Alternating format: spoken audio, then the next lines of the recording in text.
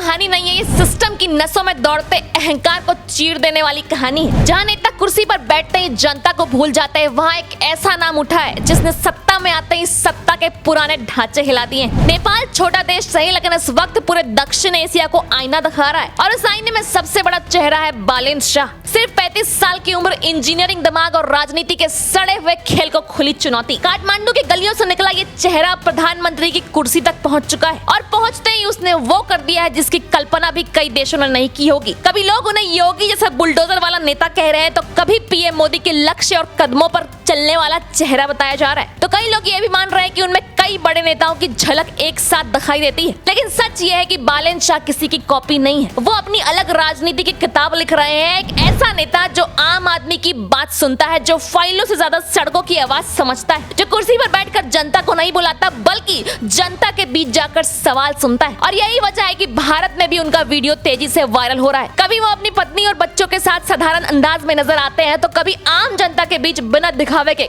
खड़े दिखाई देते हैं, जैसे कुर्सी पर बैठा शासक नहीं, कोई घर का अपना इंसान हो। उन्होंने ऐलान किया है कि जाति के नाम पर राजनीति बंद होगी और वीआईपी काफिलों के लिए सड़कें बंद नहीं होगी। भ्रष्टाचार को सीधी चुनौती और सरकारी खर्च का लाइव डैशबोर्ड और 2030 तक नेपाल को विकसित राष्ट्र बनाने का वादा। अब यहीं से भारत में सवाल उठने लगे हैं, क्या यहाँ भी सरकारी खर्च का ऐसा लाइव हिसाब दिखेगा? क्या यहाँ भी जनता जान पाएगी कि टैक्स का पैसा कहाँ गया? क्या यहाँ भी सत्ता का दरवाजा आम आदमी के लिए इतना खुला होगा? साथ ही उन्होंने ऐलान किया है कि अगर राजनीति करनी है तो सरकारी नौकरी छोड़नी पड़ेगी। अगर जनता पर राज करना है तो पहले जनता जैसा जीवन जी कर दिखाओ। अगर मंत्री बनना है, सांसद बनना है, अफसर बनना है तो अपने बच्चों को सरकारी स्कूल में पढ़ाओ। सोचिए, जिस देश में नेता खुद प्राइवेट स्कूलों में बच्चों को पढ़ाते हैं, जहां अफसर सरकारी अस्पताल का नाम सुनते ही भागते हैं, वहां पहली बार किसी ने कहा है कि सिस्टम का फायदा चाहिए तो सिस्टम पर भरोसा भी दिखाओ। और यही बात भारत में भी चुभ रही है। अगर सरकारी स्कूल इतने अच्छे हैं तो बड़े लोगों के बच्चे वहां क्यों नहीं पढ़ते हैं?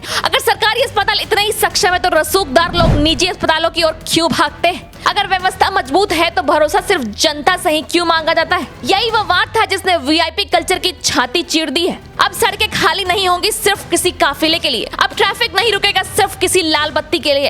अब जनता लाइन में खड़ी रहे और नेता शॉर्टकट से निकल जाए, ऐसा खेल खत्म करने की बात हो रही है। और भारत में लोग पूछ रहे हैं कि कब तक एम्बुलेंस काफिलों में फंसती रहेगी? कब तक आम आदमी घंटों जाम में फंसा रहेगा और सत्ता निकल जाएगी? कब तक नियम सिर्फ जनता के लिए रहेंगे? उधर नेपाल में नई सरकार ने 100 पॉइंट्स का रोड मैप बनाया है। हर काम की डेडलाइन तय होगी, हर विभाग की निगरानी होगी और प्रधानमंत्री कार्यालय खुद रिपोर्ट मांगेंगे। यानी अब कुर्सी नहीं, काम बोलेगा। यहाँ भी सवाल है कि क्या योजनाओं की समय सीमा तय होने के बाद जवाबदेही तय होती है? क्या देर होने पर कोई जिम्मेदार ठहराया जाता है या फाइलें सिर्फ तारीख बदलती है? और सबसे बड़ा फैसला, मंत्री, सांसद और अफसर सबके बच्चे सरकारी स्कूल में पढ़ेंगे, क्योंकि जब ताकतवर लोगों के बच्चे सरकारी स्कूल में जाएंगे तब खुद ब खुद स्कूलों की हालत सुधरेगी। तब बजट भी आएगा और अच्छे टीचर भी आएंगे। तब शिक्षा गरीबों की मजबूरी नहीं, देश की ताकत बनेगी। भारत में भी यही सवाल गूंज रहा है कि क्या शिक्षा 2 हिस्सों में बटी रहेगी, एक अमीरों के लिए और एक गरीबों के लिए, जो सालों से बड़ी बड़ी बातें करते हैं, जो बदलाव के नाम पर खुद उसी रंग में रंग जाते हैं। इसे मिटाने आए थे, अब वो चुप है, क्योंकि इस बार भाषण नहीं, फैसला मैदान में उतरा है। कुछ लोग कह रहे हैं कि राजनीति इंजीनियरिंग नहीं होती, समझौते करने पड़ते हैं, गठबंधन करने पड़ते हैं, सबको साथ लेकर चलना पड़ता है। लेकिन सवाल ये है कि अगर राजनीति सिर्फ समझौते का नाम है तो जनता हर बार कुर्बानी क्यों दे?